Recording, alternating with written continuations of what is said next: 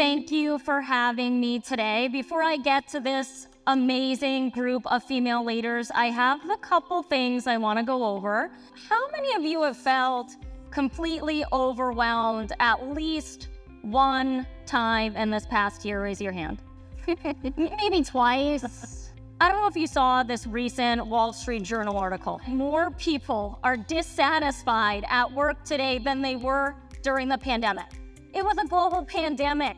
We thought we were gonna die walking outside. And people are more miserable today at work. So we need to pay attention.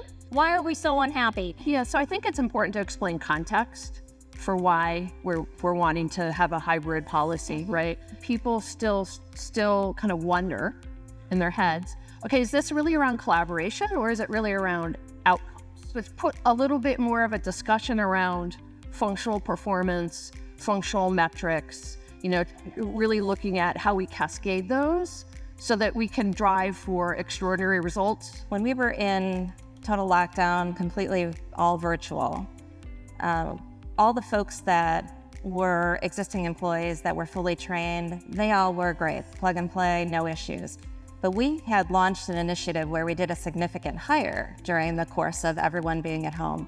And that was really hard. It's really hard to train new employees and increase their skills and get them up to speed and do desk-to-desk training when you can't see them or you're not able to understand if they're engaged or they're retaining what you're telling them. When you're fully remote, the people experience becomes the number one priority. So our people teams spend a lot of time on personal development, different ways to connect people. The concern is that people feel isolated and alone and they're just behind a computer all day and it can feel very lonely. So the people team, they spend a lot of time trying to perfect that. I think it's a lot of experimental pieces of what works and what doesn't, a lot of feedback from the teams. I think a big part of how I got to where I am is being in the room.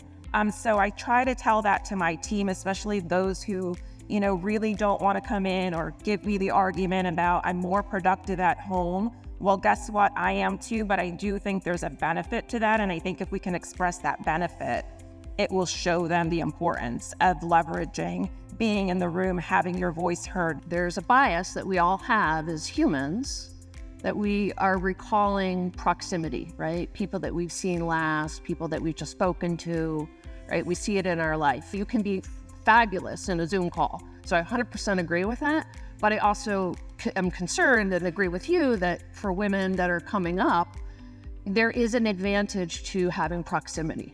I believe that having everyone at home is making it, the burnout is greater. I mean, you're blurring the lines now. Your days start when you get up in the morning and you check your emails at 7 a.m. and then you're on until it's time to pick your kids up for school or cook dinner. There's no stop and start of your day anymore. A success would be for me, organizing not just my time, but also my team's time, who is in the same office as I am, and collaborating and make sure, we're discussing when are you going to be in the office, when is this meeting happening, and just planning ahead.